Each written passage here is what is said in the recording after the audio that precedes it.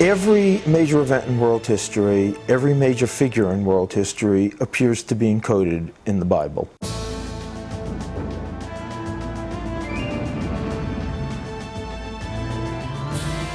The Bible codes are a dramatic demonstration that what we have here really is the Word of God and not simply a historical tradition.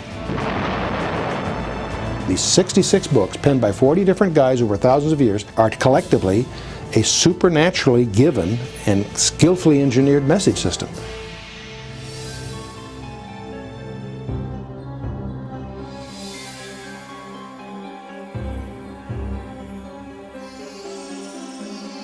Ordinarily, we would assume that this building, the U.S. Pentagon, and anything having to do with the Bible would be far removed from one another.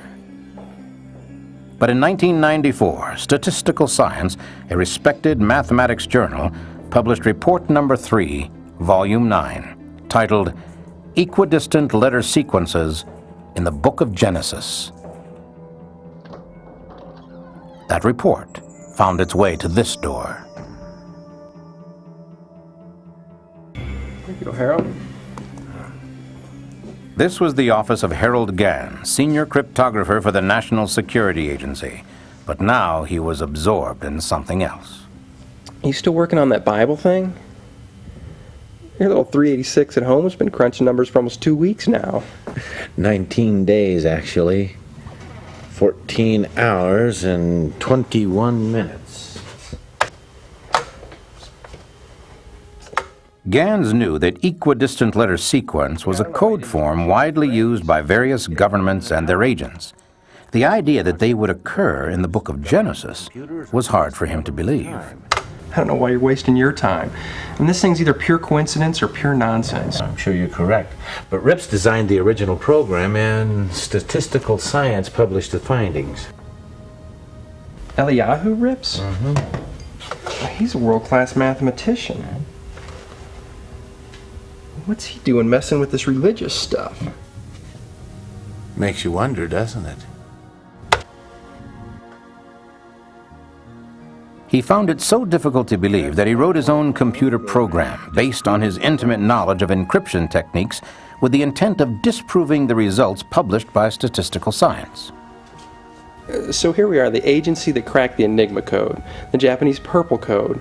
We've got parallel link Cray supercomputers coming out our ears, and our senior cryptologist writes simple equidistance letter sequence codes on a 386. What am I missing here?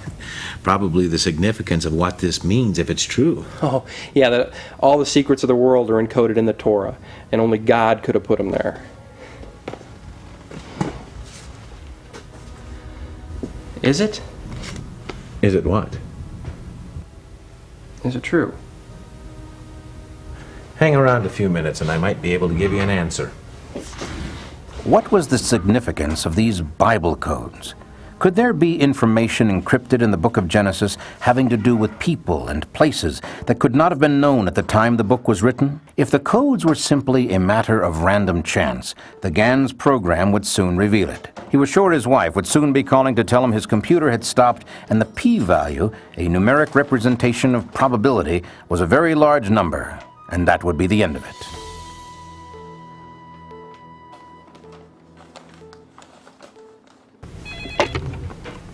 This is Gans.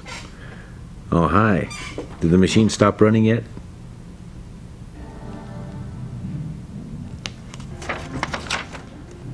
What was that number again?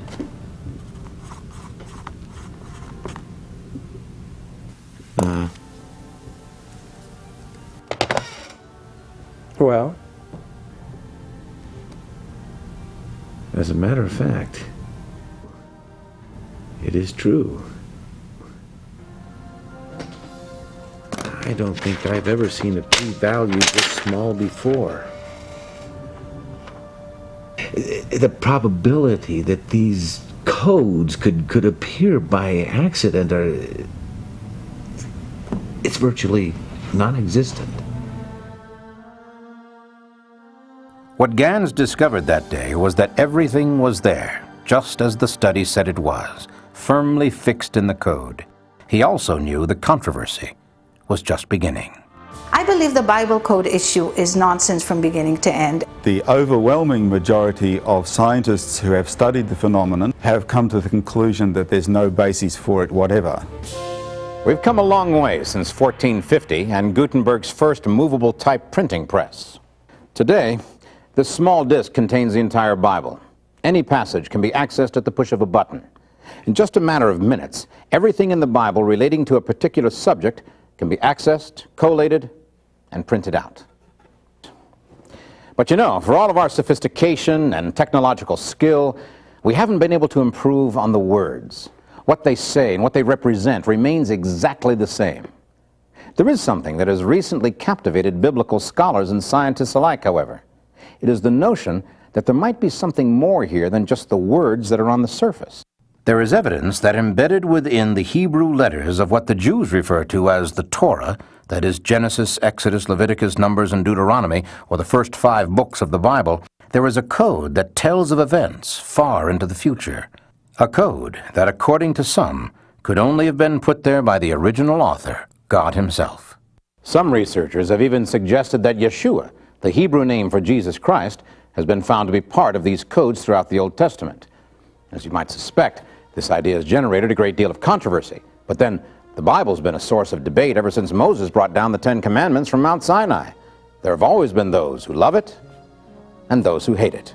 All the good from the Savior of the world is communicated through this book. All things desirable to men are contained in the Bible. If we would destroy the Christian religion, we must first of all destroy man's belief in the Bible. The Bible is the greatest benefit which the human race has ever experienced. The inspiration of the Bible depends upon the ignorance of the gentleman who reads it. It is impossible to mentally or socially enslave a Bible-reading people. One does well to put on gloves when reading the New Testament. Everything in it is cowardice and self-deception. A thorough knowledge of the Bible is worth more than a college education. The debate continues to this very day. But all other arguments aside, one fact is indisputable. Since Gutenberg printed the first Bible, it has become the most widely distributed and widely read book in the world. Every year, more copies of the Bible are printed than any other book ever published. A recent count put the number of complete Bibles printed in a single year at over 60 million. Another 90 million New Testaments were also printed, and over 1.5 billion scripture sections were published in over 2,000 languages. Amazingly, those numbers keep growing every year. What is there in this book that has captivated the minds and hearts of people the world over for thousands of years? What could there possibly be in the history of a small group of people in a dusty corner of the world that could attract such attention? What is there in the words of these scrolls that has bound a scattered nation together for over 3,000 years? The Old Testament, specifically the Torah, or the first 5 books of the Bible, is, according to its adherents, a history of God's dealings with mankind, and specifically the children of Israel. Yet it is filled with fantastic stories that many scholars insist cannot be true. Was there a series of devastating plagues that overcame the great Egyptian Pharaoh? Did a man called Moses actually receive the 10 Commandments and the Mosaic Law directly from God? Could this same Moses have miraculously opened a pathway through the Red Sea? The critics are relentless. Some even say the Exodus from Egypt never took place and Moses never existed. The words of the Torah, they insist, were penned by ancient Jewish leaders as a mechanism to control their people, nothing more. In a moment, we'll look at these issues through a modern lens and see if recent discoveries in modern technology can provide some answers to these age-old questions. But assuming for the moment that Moses did exist, what are we to make of these new scientific studies that suggest there is more, much more? Today, the question being asked in ever-widening circles is simply, is there information about modern people, places, and events embedded in the ancient biblical text? Is there, in fact, a Bible code? Does this code contain information about Hitler and the Holocaust, about the reestablishment of Israel, the 6 Days' War? Did it actually anticipate the assassination of Yitzhak Rabin? And can it tell us what happiness or horror the future holds? I was in Israel to meet with the chief of Israeli intelligence on a totally different subject 6 years ago, and I heard by chance about the work that a very famous mathematician in Jerusalem had done. He had found the exact day that the Gulf War would begin in a code in the Bible. And I thought this was just nonsense. I thought it was absurd. I said, I'm not religious, and began to walk away. Then I checked out this mathematician. Eliyahu Rips is no ordinary person. He's the world's leading expert in group theory, the field of math that underlies quantum physics. He's considered one of the greatest mathematicians in the world. So I went to see him. But in my mind, I was certain that, in an hour tops, I would find out why he was wrong. Because this could not be true. There could not be a code in the Bible. No one can know the future. Instead of spending an hour with Dr. Rips, I spent a week with him. And at the end of the week, I knew he was on to something real. Israeli officials will neither confirm nor deny that information regarding the first Scud attack was derived from researchers involved with the Bible code. But given the results, it is fair to ask if perhaps science and religion have not at long last found a common ground. 3 weeks before the Gulf War began, Dr. Rips and his colleagues in Israel found encoded in the Bible, Saddam Hussein picked a day, enemy, Scuds, and the date, January 18th, 1991, actually the equivalent in the ancient Hebrew calendar. Perhaps before going on, we should try and answer some of the questions posed by the critics. Beginning with the most fundamental question of all, was there really a man named Moses?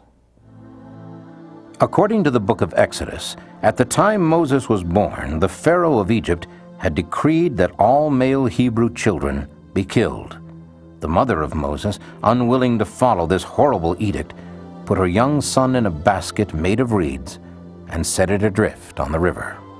The daughter of Pharaoh found the basket and took the child for her own son. Moses was transformed from the child of Hebrew slaves to the grandson of the Pharaoh in a single day.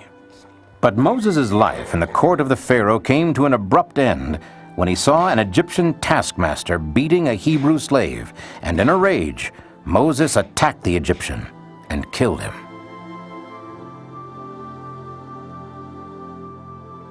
From that moment on, Moses became a fugitive from the wrath of Pharaoh, which brings us to the beginning of the most controversial series of events in the Bible.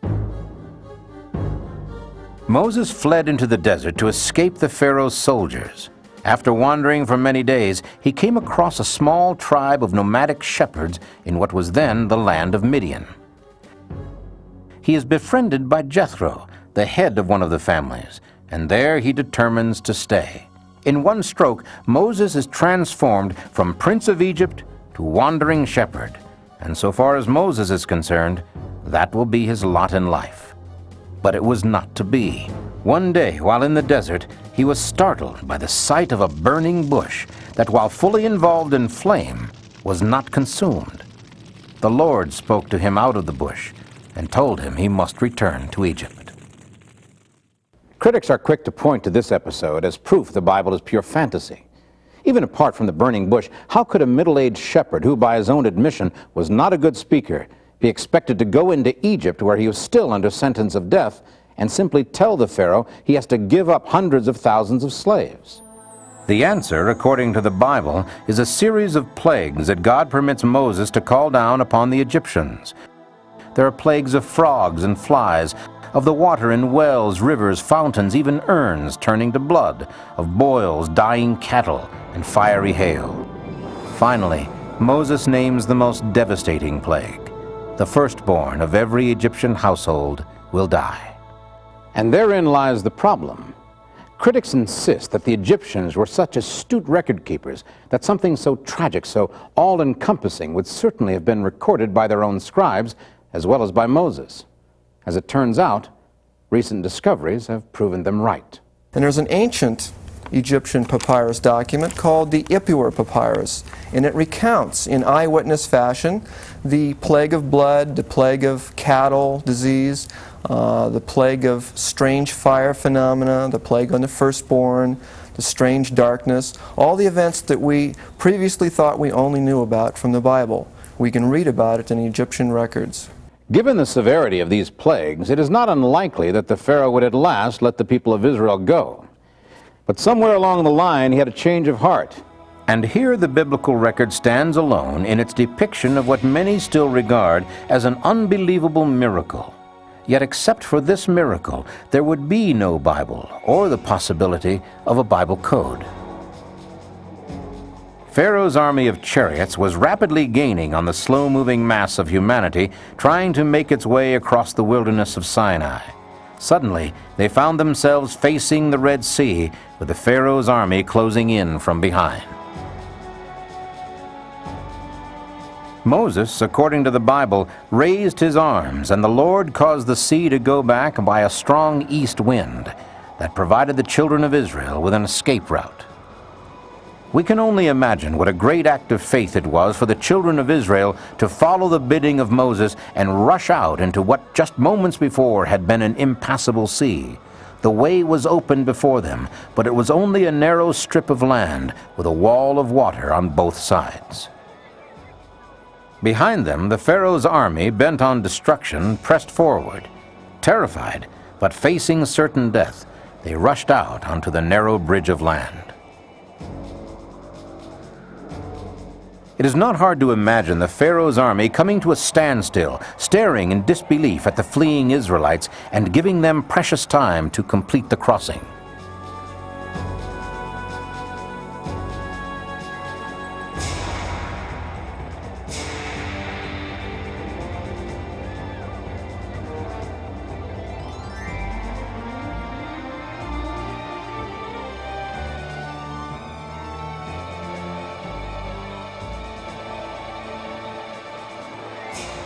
According to tradition, Moses was the last to cross, and by the time he reached the other side, the Pharaoh's chariots and soldiers had recovered from their own fear and surprise and were already pouring out across the land bridge in angry pursuit. Theirs, however, was to be a different fate. The wind ceased and the water rushed in upon the Egyptian army, drowning men and horses alike.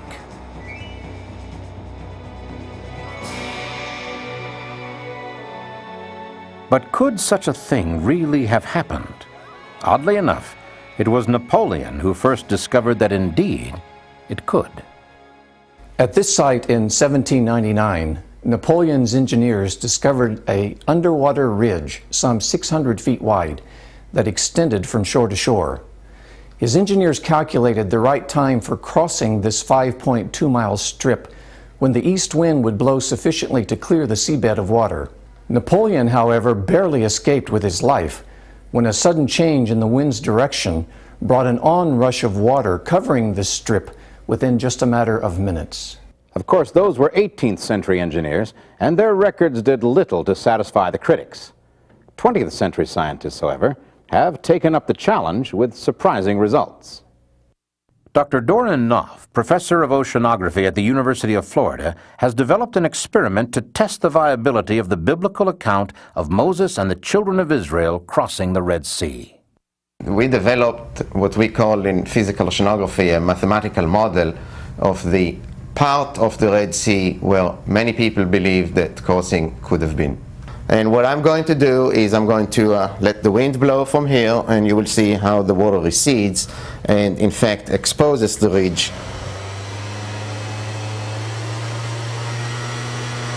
I'm going to gradually increase the wind.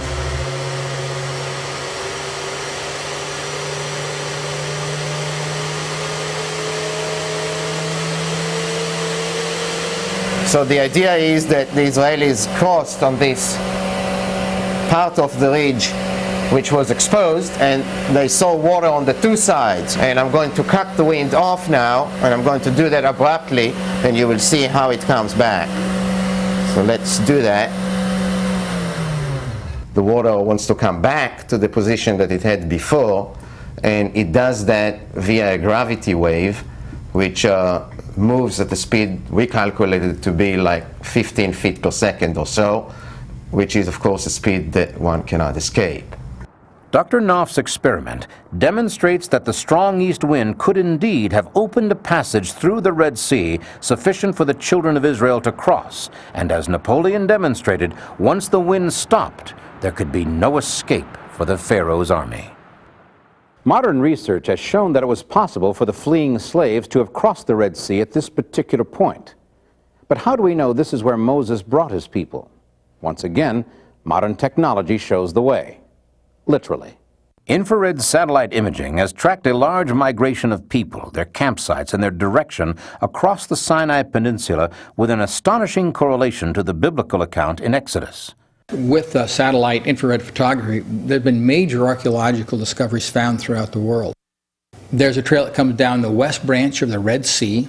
The left-hand branch of it comes down to the tip of the Sinai Peninsula, stops there. It appears to come out the other side and then wanders north to the highest mountain in the area, Jabal al-Lawz.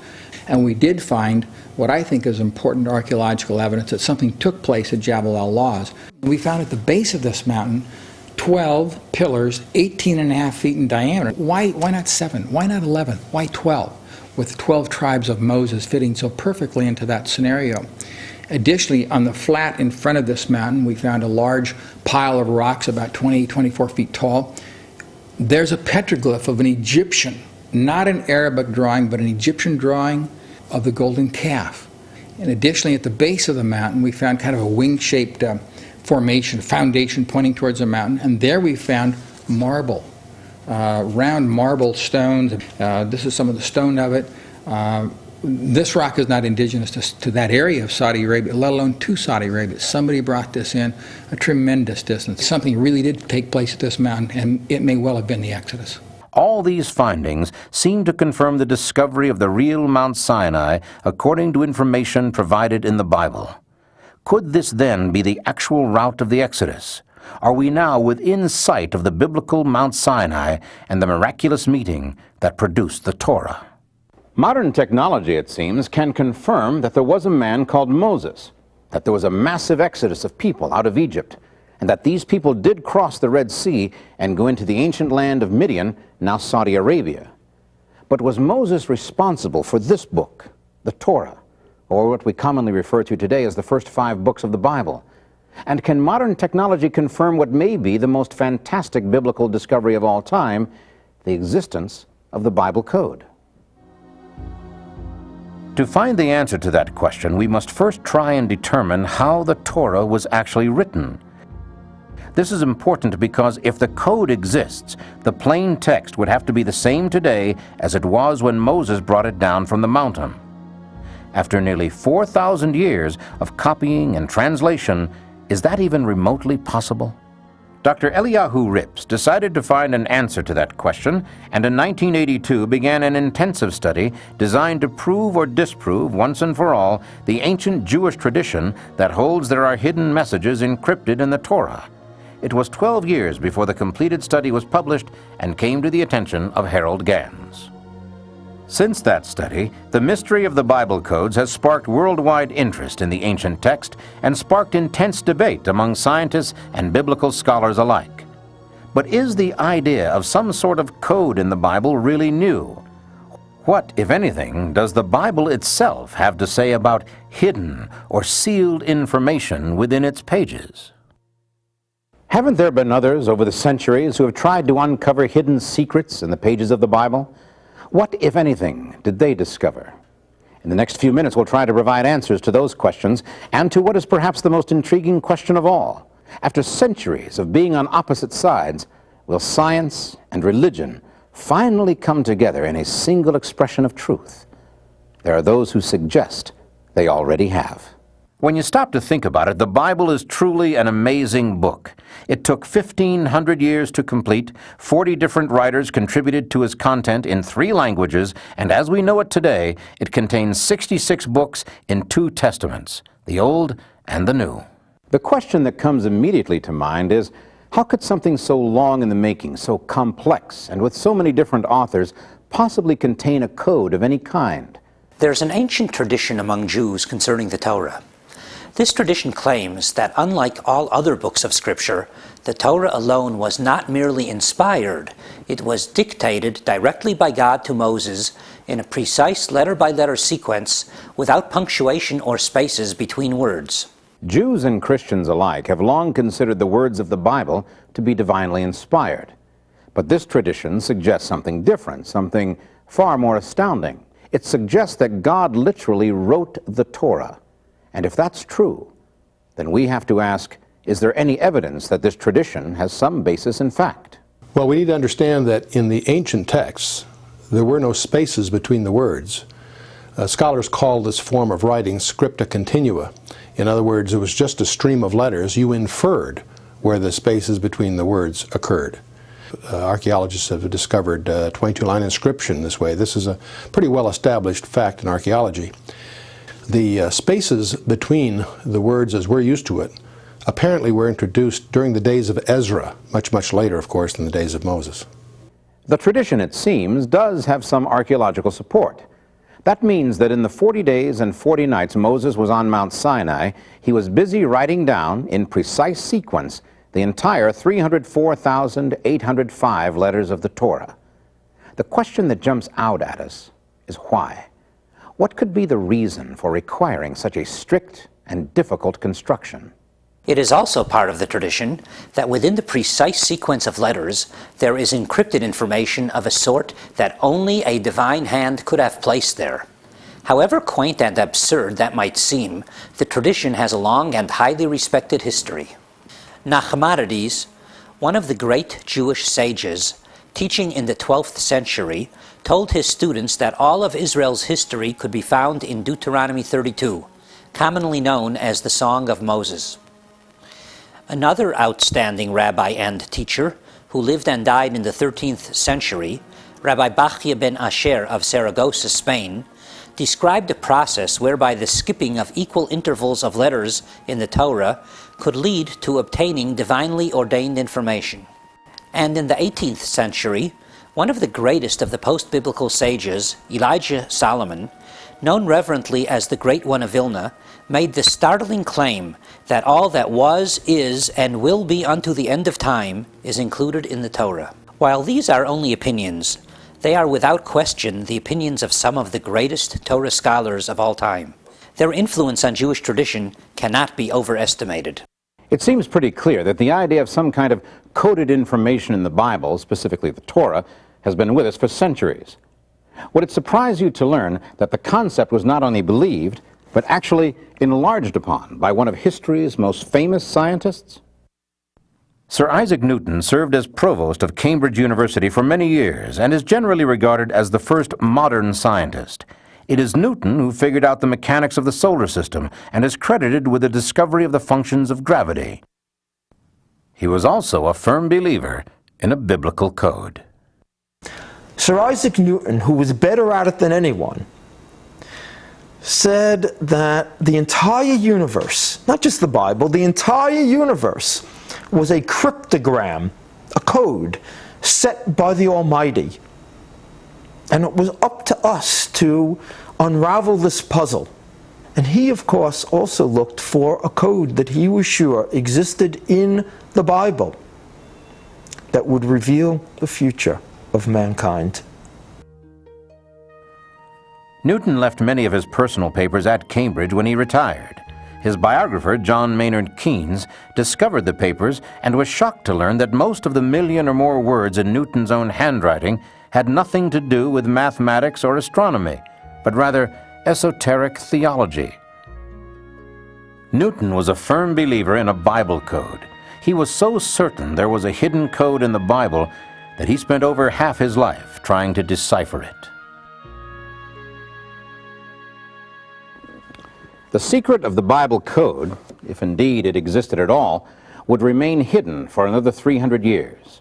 Ironically, it would be the greatest tragedy in Jewish history that would set the stage for the scientific discovery of coded information in the Bible. World War I had proven that being able to break enemy codes was absolutely vital to winning a war. By the time the Second World War broke out, cryptanalysis, the art of making and breaking codes, was well on its way to becoming a science. A small group of Polish mathematicians had broken the supposedly unbreakable German Enigma code in 1934. When America entered the war, the fledgling U.S. Signal Corps, later the National Security Agency, was able to keep one step ahead of the constantly mutating code, giving Allied generals and admirals advanced knowledge of German strategy. But in order to keep up with the ever-changing code, they had been forced to devise a means of making the large numbers of calculations required. What they came up with was a huge mechanical calculator they called a computation machine. These computation machines made cryptanalysis a viable science. As it turned out, they also gave the United States a huge advantage in harnessing the energy that would change the world.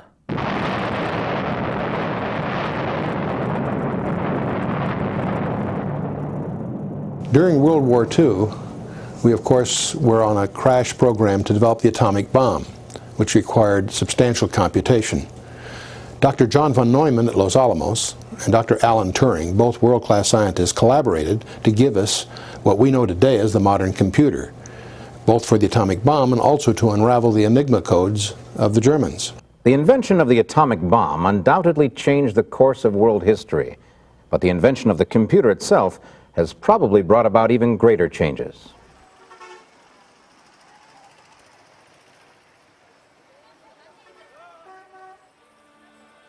Rabbi Michael Ber Weissmandal, a childhood Talmudic and mathematical prodigy in Czechoslovakia prior to World War II, survived the Holocaust and after the war emigrated to the United States. Weissmandal, while still a young man, had stumbled onto the notes of the 13th century Rabbi Bakya, suggesting that divine information could be derived from the Torah by means of skipping a specific interval of letters. Now, with all the horror behind him, Weissmandal returned to the fascination of his youth, the possibility of a mysterious Bible code.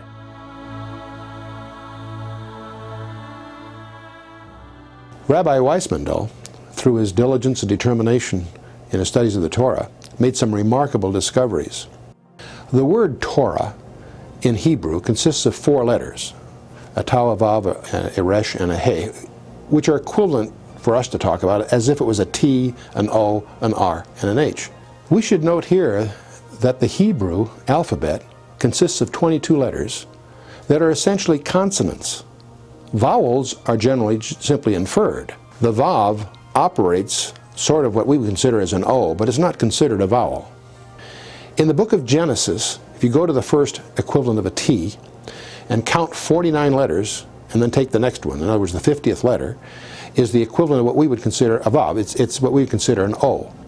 You count another 50 letters, it's a resh, or like our R.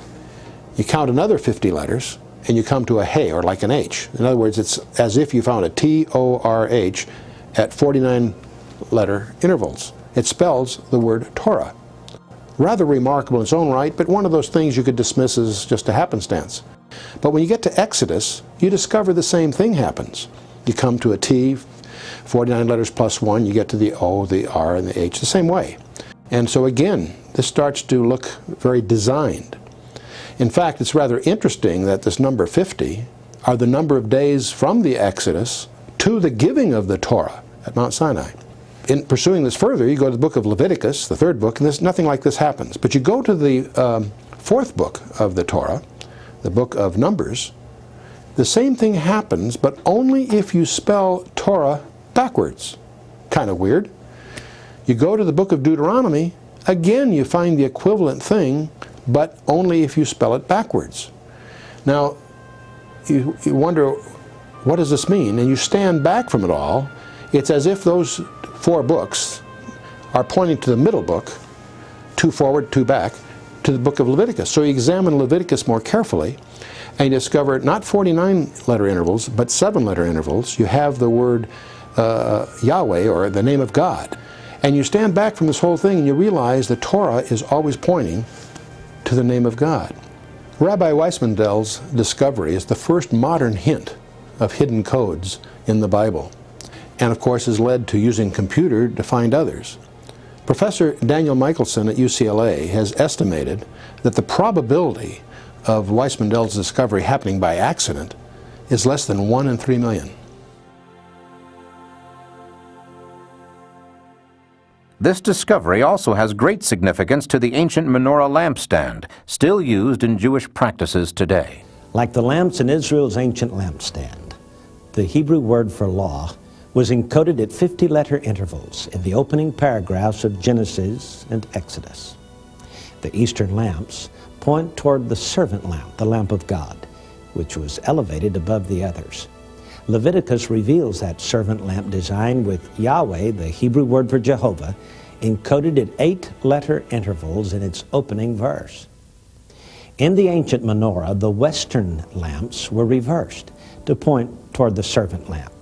Following that design, the word Torah was found to be encoded backwards in the introductory paragraphs of Numbers and Deuteronomy. Just as the lamps on either side of Israel's ancient menorah were ignited from the flame of the elevated lamp of God, these 4 encoded Torahs point to the glory of Yahweh, or Jehovah, in Leviticus. It was the 50-year-old discovery of Rabbi Weissmandal that finally convinced a small group of Israeli scientists that computers might be the key that would unlock the centuries-old mystery of the Bible code. It was Dr. Eliyahu Rips, one of the world's leading mathematical experts, who devised the first mathematical model to test the viability of the skip codes Weissmandal had apparently demonstrated. But he soon enlisted the help of Doran Whitsom, a graduate student in physics specializing in general relativity, and Yoav Rosenberg, a brilliant young computer scientist. Together, they hoped to prove scientifically whether or not a Bible code existed. It would be a long and tedious undertaking. Dr. Rips, in creating the Bible Code computer program, took the original Hebrew text of the first 5 books of the Bible, the words that, according to the Bible itself, God dictated to Moses on Mount Sinai 3,200 years ago. And all he did to that text was to eliminate the breaks between the words, so that instead of words on a page, it became one long strand of letters, 304,805 Hebrew characters, from the first letter in Genesis to the last letter in Deuteronomy, with no break in words. So perhaps Dr. Rips was restoring the Bible, the Torah, the first 5 books of the Bible, to its original form. In any event, he was not changing the order of the letters. He was just eliminating the breaks between the words. He then programmed a computer to look for really a very simple code that would reveal new information. Skip any equal number of letters, and the new information was revealed. Perhaps we should take a moment here and explain exactly what an equidistant letter sequence, or ELS code, is and how it's constructed. To detect an ELS code, a computer must first be programmed to write down the first letter of the encoded word, represented in our formula by N. The computer will then skip a fixed number of letters, represented here by the character D. Write that letter, skip the same number of letters, and write that letter, and so on. Let's try a simple example. Rips explained that each code is a case of adding every 4th or 12th or 50th letter to form a word. Skip X spaces and another X spaces, and the hidden message is spelled out. This appears to be nothing more than a simple description of ELS coding. But if you begin with the first letter of the paragraph, R, then skip every 3 letters and pick up the 4th letter following, the coded message is revealed. What is infinitely more difficult is the creation of a surface text that is sensible and easily understood, and yet will seamlessly accommodate specific letters at fixed intervals. That process is called encryption. There are several things that have to be understood about the entire equidistant letter sequence coding. Just looking for words, virtually any words, as an equidistant letter sequence, you will find them in the book of Genesis, you will find them in War and Peace, you will find them in virtually any sufficiently long text that you try to find them in, particularly if you're using a computer. In any case, what is found is generally random. You have to apply statistical analysis to determine whether or not what you found is in fact random or is in fact well beyond what you'd expect to find at random. The key to statistical significance is how many related terms are found in a small area of biblical text and how many characters are in each term. Short words in lots of text are very likely just coincidence. So, if all text can produce words at equidistant letter sequences, what makes the Torah codes unique? Now, it's amazing. And only in the Bible do you find this.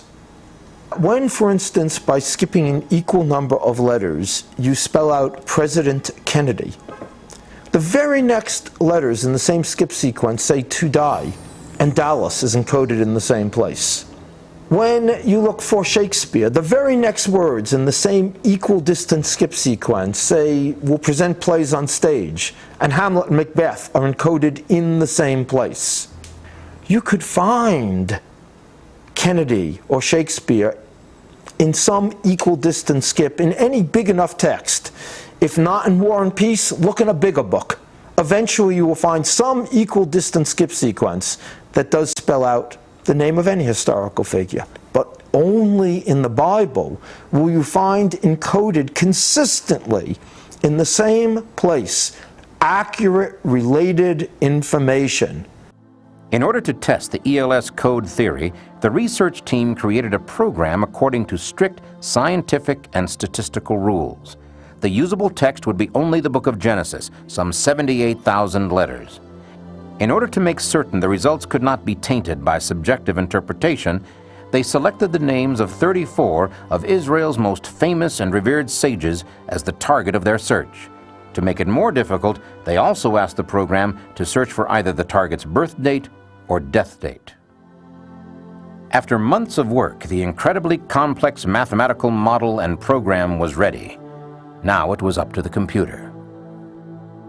The results of this test startled even the researchers. All 34 names were there, coded into the text, along with either their date of birth or date of death.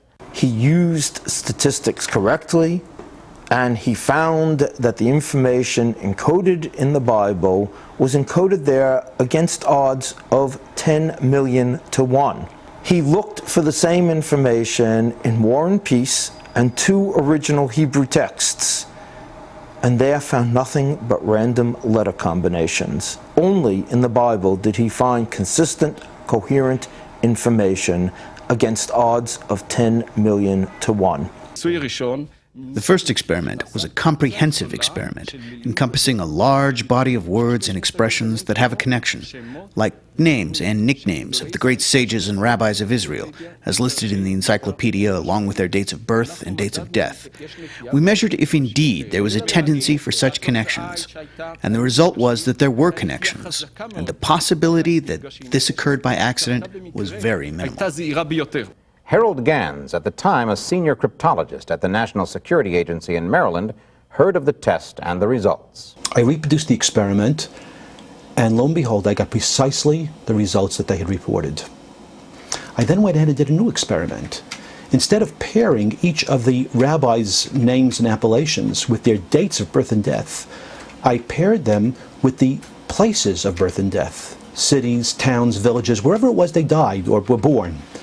And the results I got were even more significant than the original experiment done by Whitstone and Rips. At that point, I knew beyond any shadow of a doubt that the code was real. I felt a chill go up my spine. Encouraged by the results, the study was sent to the prestigious American mathematics journal Statistical Science for peer review and possible publication. Indeed, nothing is published in statistical science until it's been thoroughly reviewed by at least one independent referee, and on occasion 2. In this instance, the documentation was submitted to 3 separate referees. Following its publication, a statement was issued by 5 mathematical scholars, 2 from Harvard University, 1 from Yale University, and 2 from Hebrew University, supporting the findings. Robert Koss, the editor of Statistical Science Journal and a professor at Carnegie Mellon University, is quoted as saying, "Our referees were baffled. Their prior beliefs made them think that the book of Genesis could not possibly contain meaningful references to modern-day individuals. Yet when the authors carried out additional checks, the effect persisted. The paper is thus offered to statistical science readers as a challenging puzzle. All my instincts as a scientist and also as a Jew spoke against the possibility of such a phenomenon. Yet despite this, the work of Whitson, Rips, and Rosenberg presents a very strong scientific evidence that under intense scientific experimentation, the phenomenon is shown to exist. I went to meet with mathematicians at Harvard, at Yale, at Hebrew University. And they knew Dr. Rips and they knew about his work, and they all told me the code was real. I asked Dr. Rips to look for things that he didn't know I would ask for until I asked. And then he found them in the Bible code, and he had as a control text the Hebrew translation of War and Peace. In the Bible, the information was encoded, and in War and Peace it was not, time after time after time. Yet in spite of the overwhelming support for the scientific integrity of the initial code research, there are still those scientists who insist it is all just numerological rubbish. You can compare the reaction of this handful of noisy critics toward Dr. Rips's extraordinary discovery to the reaction of both the church and the scientific community to Galileo. When Galileo said that the earth circled the sun, he was condemned by the scientific establishment and by the religious establishment, because what he had discovered changed the way you must see the world forever. The criticisms all have to do with the fact that in science, one does not proceed explaining an effect by invoking a miraculous cause. A major premise of the Bible codes is that the text has remained totally unchanged through the centuries, all the way back to the time of Moses. But in fact, this simply is not the case. The manuscripts from the earlier periods are not the same as manuscripts from the later periods. This totally invalidates the notion of a Bible code based on counting letters. What manuscript do you use? What variants do you use? It's totally ridiculous. The point is well taken, but once again, the experts disagree. Bible scholars have long been aware that over the millennia, the Torah has been preserved with an amazingly small number of letter-level variations. Even to this very day, a Torah scroll is copied by hand from its predecessor, written out according to unchanging rules by scribes who undergo an exacting course of training and preparation. To each of them, the following warning has been passed down through the ages. Should you perchance omit or add one single letter from the Torah, you would thereby destroy all the universe. The text of the Torah has been preserved, not only in pages, lines and words, but even in the exact spelling of every word. In the Ashkenazic text I found 9 words, the spelling of which is not exact to my opinion. But in the Yemenite text preserved the exact spelling of every word without even one exception. It cannot be said, of course, that the text of the Torah used worldwide today in Jewish practice is the original text. No process carried out by humans can possibly be perfect, but the small number of errors that are known to have crept in over the centuries is striking. The question of the reliability of the text is, however, only one point of contention. In spite of the years of testing and peer review, many prominent mathematicians still believe any words or combinations of words found in the Bible code, no matter how closely aligned, are at best matters of random chance, and at worst, the result of text manipulation. The computer can look in so many different ways at a text that finding hidden messages in it is almost guaranteed. For example, I looked at the United Nations Convention on the Law of the Sea and I found in there the hidden message, "Hear all the law of the sea." I looked at the text of Moby Dick and I found the hidden message, "Oceans hold joy." Both of these are extremely unlikely to occur by chance, yet they did occur. The quality of a cluster of words you find is really a sign of the cleverness of the person doing the looking and not of any intrinsic character of the document you're looking at. Behind every picture is a statistical analysis that's performed by the computer program Rips and his colleagues have created. It's not just a picture. It's not words that appear together by chance in the Bible. It is accurate, related details of major world events that appear together way beyond mathematical chance. The fake codes that the critics find in Moby Dick or War and Peace or the Manhattan Telephone Directory have no underlying mathematical basis at all. They are just pictures that to laymen might look similar, but are absolutely irrelevant. Amongst the independent experiments that we've done, we matched the names of the famous rabbis against the names of the books they wrote. We also did an experiment where we matched their names against the years of their birth and death, remembering that the original experiment only used the day and the month. In both cases, we found absolutely no sign of any phenomenon. There are some cases where critics have done experiments that appear to be designed to fail. They used data which is extremely questionable, data that was left out because of the fact that it was questionable, and they've done an experiment using only the questionable data. Perhaps they simply haven't thought it through thoroughly, or perhaps they specifically designed it to fail. But when one does many experiments of that sort, of an inferior quality, and then claims that he hasn't had a success, I say, why should we be surprised?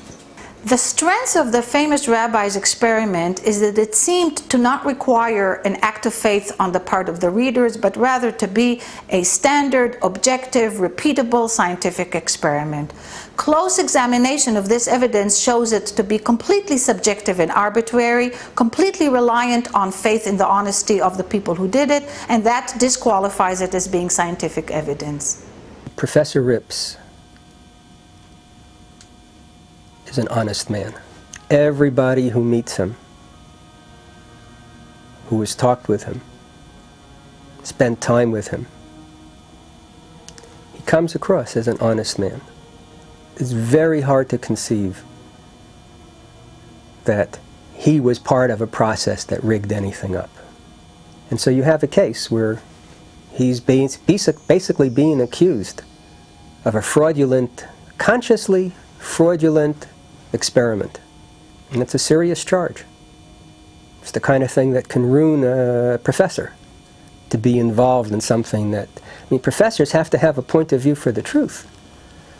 So you have an inconsistency. You have an honest man, and you have an experiment, and you have a critic. And there's an inconsistency between the experiment, the honesty of the man, and what the critics say. I also found the data to have too many degrees of freedom. It was already clear from looking at the clusters which they included that what makes this work is what I like to call wiggle room. It's the fact that one has choices, and because of the choices you'll find something. You can keep looking until some choice works. Let me show you one more experiment done by an independent researcher, Dr. Alex Rottenberg. And the beauty of this experiment is that there is absolutely no wiggle room. This code found in the book of Genesis that deals with the story of Esther allows no room for manipulation. We're taking names of people, the 10 sons of the arch-villain Haman. They all died on one day, the 13th of Adar. Again, names of people and date of death. 10 people, but the spellings are given to us in the book of Esther. No changes, no manipulation possible. We use the spellings exactly as they occur and check if they're next to the date of death. Yud Gimel Ba'adar. And lo and behold, one of these dates of death, incredibly, continues with the word Purim in code, the name of the holiday that is celebrated with the book of Esther. Using this particular date, incredibly small probabilities were arrived at in terms of the proximity of the names of those 10 sons to this particular date of death. There is no room for manipulation. There's no place where we could have changed it in any way. The names are given to us in a thousands of year old document. I think that's the most impressive thing that we have. Assuming for the moment the code is real, what is its significance? What does the existence of the code mean to the average Christian or Jew? Couldn't some diligent, hard-working scribes have put the code in place over the centuries? The Torah has been in its present form, according to all authorities, for an absolute minimum of 2,000 years, when it was translated into the Greek under the reign of Ptolemy II in Alexandria, the Septuagint. We can demonstrate, using the laws of quantum mechanics, specifically the uncertainty principle, and chaos theory, that it is absolutely impossible within the laws of physics and mathematics as we know it today to know the future in detail as is demonstrated in these codes. Consequently, we come to the scientific conclusion that the author of these codes is not bound by the laws of physics and mathematics as we understand it. It's obviously far beyond the ability of man to do. In fact, man didn't even discover the codes until the advent of the computer, so it was impossible for him to have put them there. The very fact that they're there is the signature of the Creator himself. That is his way of assuring us that he is precisely who he said he is in that document that is the core of the Judeo-Christian tradition. Many believe that with the discovery of the Bible codes, science has brought us closer to an understanding of the divinity of the origins of the Bible. But what does the Bible itself have to say about hidden messages? Many people are surprised to discover that there are codes in the Bible, and these equidistant letter sequences are but one of them. Some are hidden, some are revealed, some are a key part of the narrative, like the handwriting on the wall in Daniel 5. The Bible points out that it is the glory of God to conceal a matter, and the glory of kings to search them out. The computer has simply made it possible for us to discover codes that would be very difficult to find any other way. Originally, it was thought that only the Torah contained Bible codes. We now know that the entire Tanakh, commonly known as the Old Testament, has encoded information within the Hebrew text. Also, software is presently being developed to determine if there is a Bible code present in the Textus Receptus, the Greek New Testament used for the King James Bible translation. Perhaps the age-old enemies, science and religion, can get together after all. But confirming the existence of the code was just the beginning of the adventure. It is the information contained in the code that has ignited the debate and focused the attention of the world on the Bible once again. In 1994, Michael Drosnin, a writer and former journalist with the Wall Street Journal and the Washington Post, flew to Israel to meet with a close friend of then Prime Minister Yitzhak Rabin. He carried with him a letter with frightening implications. Using the Bible code myself, about 2 years into my investigation, I found encoded the name of the Prime Minister of Israel, Yitzhak Rabin. The only time his name was encoded in the Bible. And crossing his name, as plain as day, were the words, "Assassin will assassinate." I was shocked. So I flew to Israel, and I met with Yitzhak Rabin's closest friend, a very well-known Israeli writer, Chaim Guri. And I told Rabin in that letter exactly what I've just told you, that the one time his name, Yitzhak Rabin, was encoded in the Bible, the words "assassin will assassinate" ran right across his name.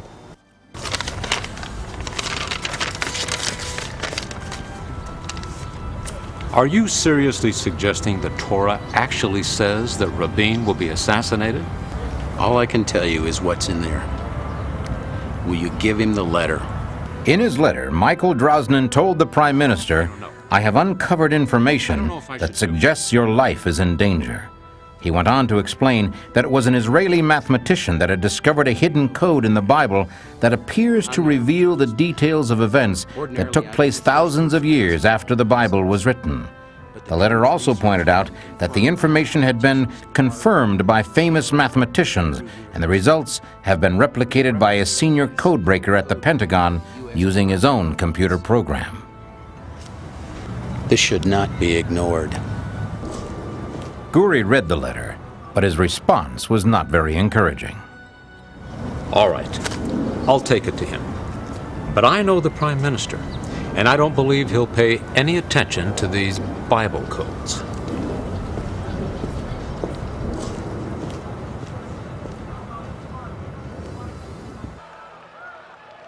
Guri's assessment proved all too accurate. The Prime Minister made no attempt to contact Drosnin and apparently ignored the warning completely. And of course, a year later, he was killed. Exactly as the Bible Code said he would be, indeed in the very year that the Bible Code said he would be killed. All found a year in advance. I failed. Because I had tried to warn the Prime Minister. I had managed to put the warning in his hands. But he'd ignored the warning, and now he was dead. I do not control what anyone does, let alone what a Prime Minister does.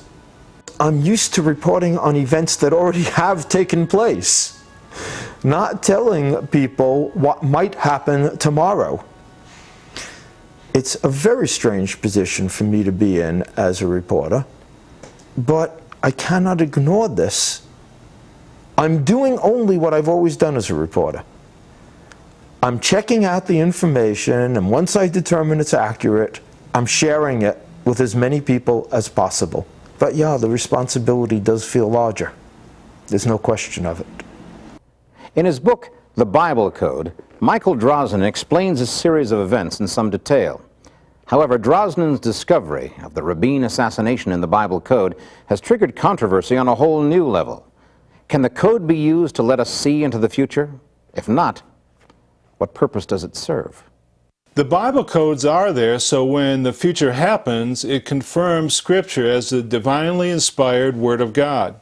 The Bible Code reveals accurate details about people and events that took place who lived long after the Bible was written.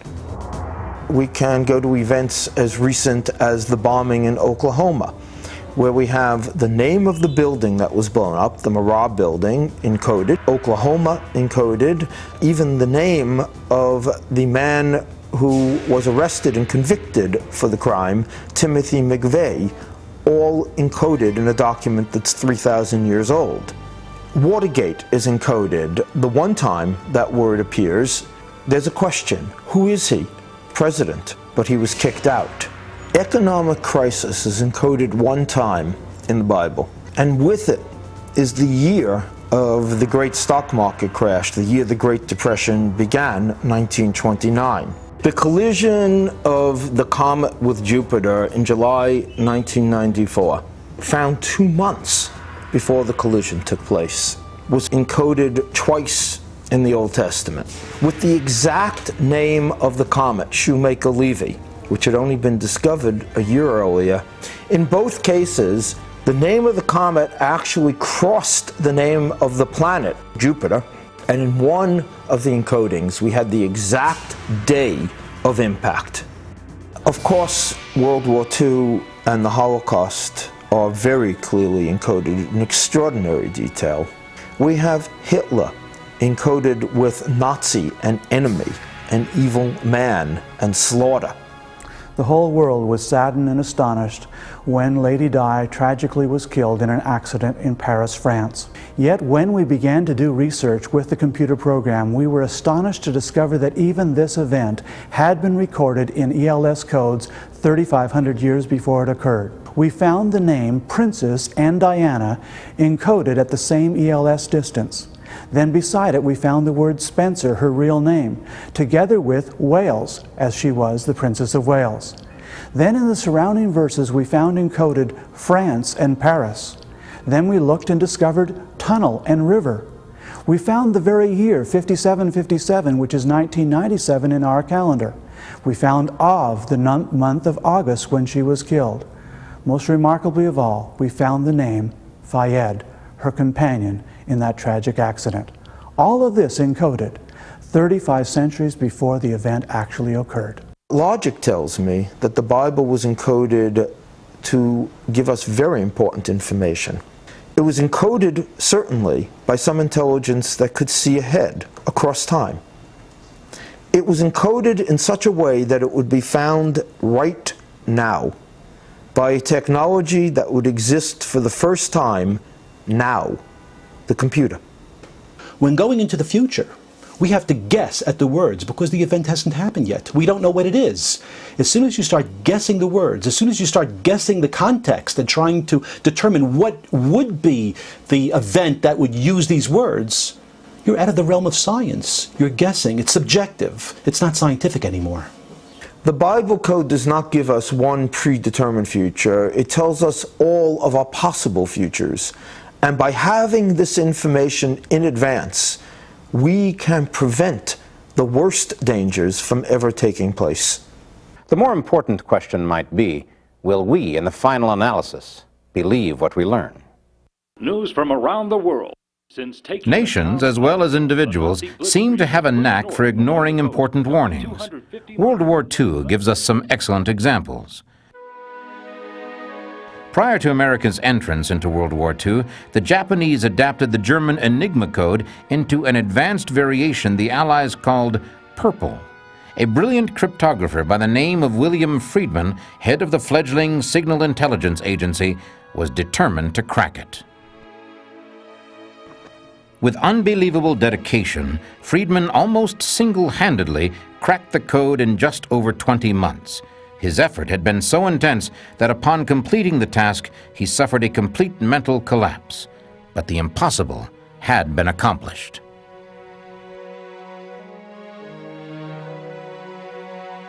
The Germans were leaked the information that Purple had been cracked and sent the information on to the Japanese, who simply refused to believe it. Their plan to attack Pearl Harbor went forward, and in fact, naval intelligence intercepted and decoded a transmission from Japanese Admiral Yamamoto to his fleet.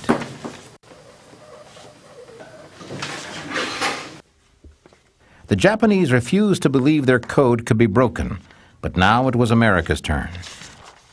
Naval intelligence had in their hands confirmation that the Japanese fleet was heading toward Pearl Harbor. The monumental effort Friedman had put forth was about to pay off. Or was it? What is this?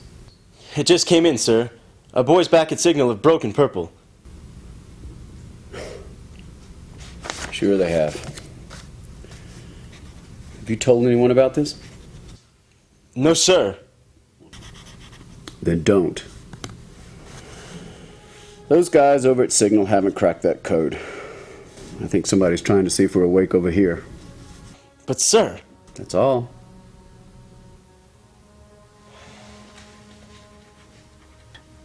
The Signal Intelligence Service had intercepted and decoded a message from Admiral Yamamoto to his fleet and immediately passed the information on to naval intelligence. But the warning was dismissed. Even the American officers didn't believe that the code had been broken.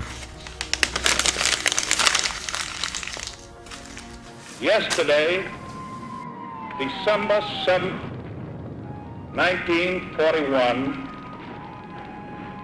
a date which will live in infamy. The United States of America was suddenly and deliberately attacked by naval and air forces of the Empire of Japan. There seems to be an eerie parallel between the attitude of the admirals then and the eagerness of some scientists and scholars to dismiss the Bible code today. Could ignoring this code also prove disastrous? As far back as records exist, decryptions and hidden meanings seem to have derived from the obsession of the Jewish scribes with the ancient scriptures. And these techniques led to the encryption techniques of the Renaissance, which led to the cipher wheels and the mechanical aids in World War II, superseded, of course, by the modern computer. It's interesting that it's now the computer that allows us to discover these secret codes that apparently were hidden there from the beginning. Was the assassination of Israeli Prime Minister Yitzhak Rabin predicted a full year before it actually happened? Does the book of Deuteronomy contain a series of encoded words that reveal the names of the major participants in today's Israeli peace process? Could we have known months in advance that the federal building in Oklahoma City would be bombed and the name of the man who would do it? Is there buried within the ancient text of the Torah information about the assassination of Robert Kennedy, predictions of man walking on the moon, and warnings of the sinking of the Titanic? are we continuing to discover that God actually dictated warnings to Moses nearly 3,500 years ago that appear to be meant for us today? While the critics of the Bible Code continue to attack the original Bible Code discoveries, numerous Bible Code software developers have commercially advanced Bible Code research way beyond the pioneer findings of the late 1980s. New ELS research is moving beyond the nominal word association pattern discoveries of the past to complex matrix discoveries. Here's the full Thomas Edison matrix revealing in an orderly model 55 important historical items about his life. In the Bible Code, we've discovered the USA Embassy terrorist bombings in the African nations of Kenya and Tanzania. For example, in the Kenya bombing, there were 19 reference terms with multiple mentions of specific facts that describe the terrorist attack, all located in a compact matrix centered in Haggai 1:14. Embassy was the central term of the matrix, with USA crossing over embassy 3 times. We found in the same tight matrix, the location being Nairobi, Kenya, August 7th, 1998, the date of the bombing, in the morning at 10:45, that 247 people were killed and murdered by a truck bomb. We also found the names of the 3 alleged terrorists. The most important warning in the Bible Code is that we might face the real Armageddon, a nuclear world war, perhaps in the near future. Even as the controversy continues, we shouldn't lose sight of the fact that no matter which of the experts we choose to believe, in the final analysis, we must each decide how this new reality will impact our thoughts and actions. Science seems to have proven that the code is beyond the element of chance, and the scope of the encryption would appear to be beyond the scope of human ability, which brings us to the information in the code itself. Could it be divinely ordained, as Rabbi Bachya suggested? The discovery of the Bible codes in our generation provides powerful evidence to skeptics that the Bible truly is the inspired Word of God.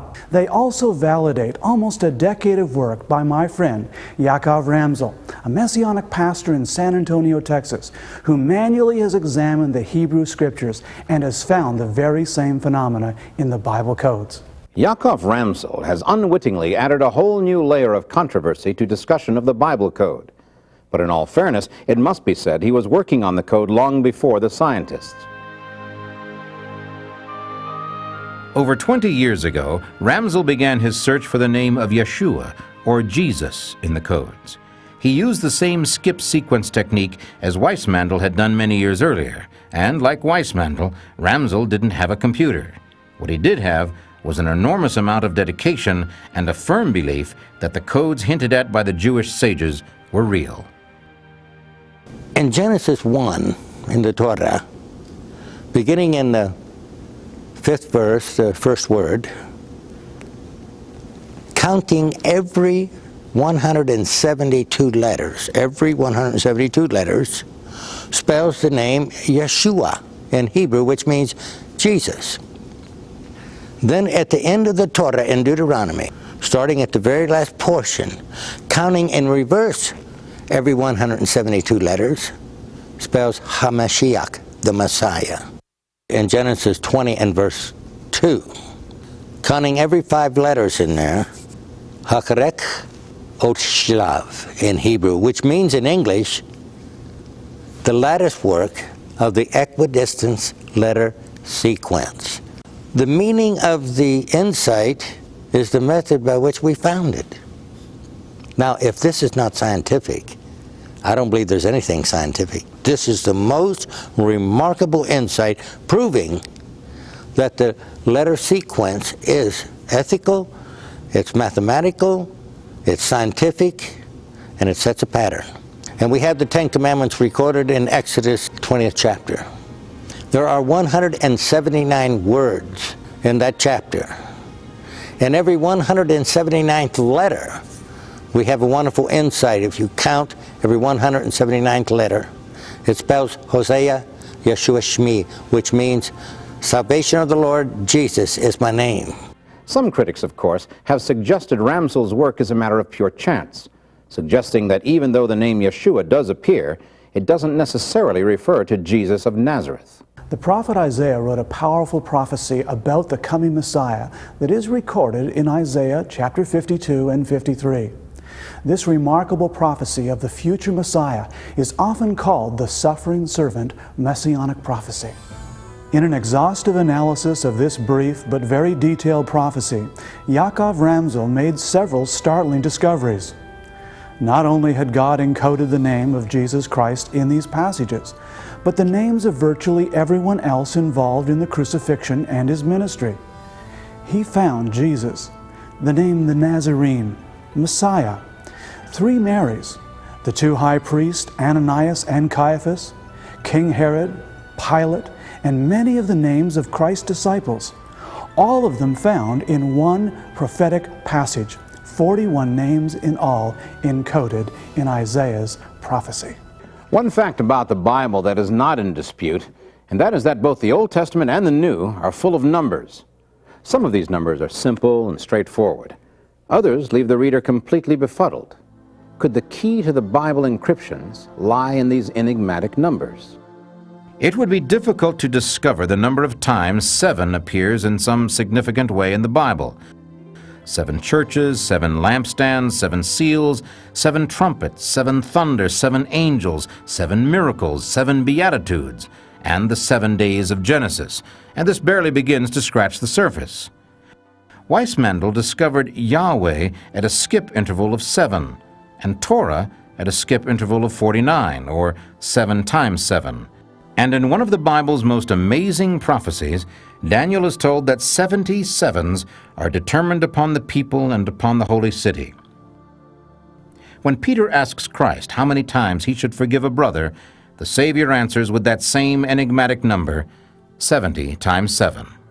Is it possible that there is a key to the code hidden somewhere in the number or combination of numbers of 7?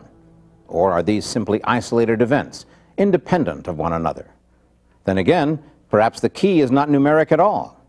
The ELS code is, of course, based on numbers, but is there also evidence of other kinds of codes? The most essential truths in the Bible are, of course, put in a form that anyone can understand.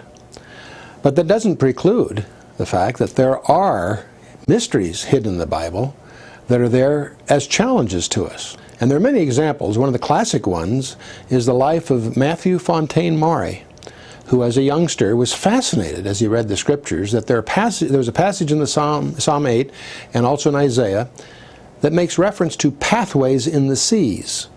What a strange idea, he thought. Are there pathways in the sea? In 1825, he became a midshipman, spent the rest of his life gathering data, developing what we now know as the science of oceanography.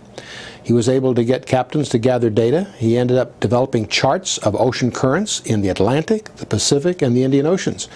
And he, as a result, is widely regarded throughout the world as the father of the science of oceanography. All because he was prompted by these hidden little allusions in the Psalms and Isaiah. 2 key points regarding the codes. First, we never look to codes or something that esoteric for doctrine or theology that's in any way contradictory to the plain text. The second point is we are expressly prohibited in the Torah from methods of divination. Using the codes to predict the future is divination and is expressly prohibited in the Bible.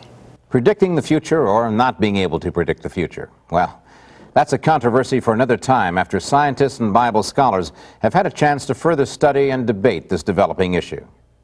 There is a way you can check all this out for yourself. The Bible code is no longer just a name of a scientific research paper. It's also a computer program available on CD-ROM.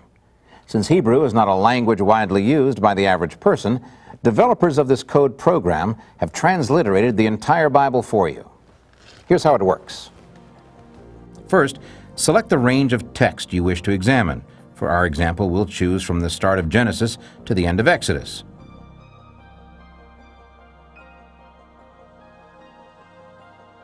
Now, select the range of skips you want the computer to use. Let's use for this example a minimum of 10,000 and a maximum of 11,000. Now comes the most important part. select the word or phrase you want the computer to find in these selected texts. Click the First Names Dictionary and search for the name Jesus. Click on it, and the program will automatically insert Yeshua, which is Hebrew for Jesus.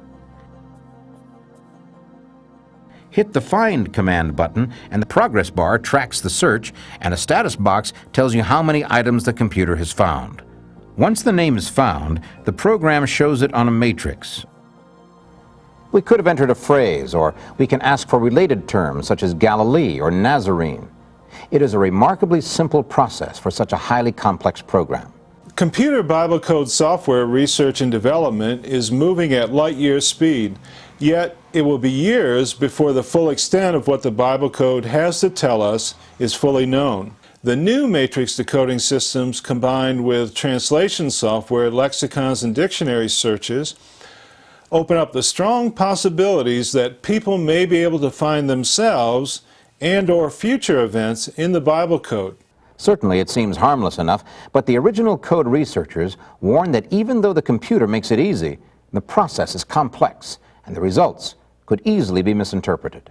The worst thing that could happen is that some people might interpret what they find in the Bible code as commandments, telling them what to do. But nothing of that nature can or even should be inferred. But in spite of the inherent complexities of knowing too little about too much and drawing unwarranted conclusions from them, code researchers and critics alike have found a great deal to ponder in the code research. For many, it has meant a re-examination of long-held but forgotten beliefs. For others, a strengthening of their faith. And for still others, it is just another shot fired in the long war between religionists and humanists. But since even much of the plain surface text of the Bible is still being debated, it should not surprise us that opening the time lock that has sealed the ELS codes for so many centuries has raised some controversy. The Israeli mathematician who discovered the Bible code, Dr. Rips, thinks that we have found only the first and simplest level of a code that is probably far more complex and far beyond our reach. As a mathematician, his assumption is that if we find this clearer pattern, there is almost certainly a much larger pattern. But we don't yet have the mathematical tools or perhaps the technology to see it. The discovery of the Bible codes is one of the most exciting events in history. For the first time, there is actually widely accepted scientific proof that the Bible is truly supernatural. I knew I was on to something of real importance. It was the happiest time of my life. You can't escape the fact that these things are beyond the realm of just accidental curiosities. They're there by design. What we have exposed is that there is a hidden text in the Torah, and what we see is that in this text, the future, present, and past are all encoded, and thus it encompasses all things. The good news is that some intelligence cared enough about us to leave us these warnings, to give us this information. That's very good news indeed. The question now is, what are we going to do with it? That's entirely up to us. In a world that has grown skeptical, even hostile toward the Word of God, the Bible code has built a bridge between science and religion and forced a re-examination of the ancient truths held sacred by millions of people. The code also seems to be generating a new awareness of the divinity of the Scriptures among individuals of all faiths. This fact alone could make the Bible code discovery the most important event of the modern era. Because if we really understand that the Bible is the Word of God, we are in possession of God's own saving truth.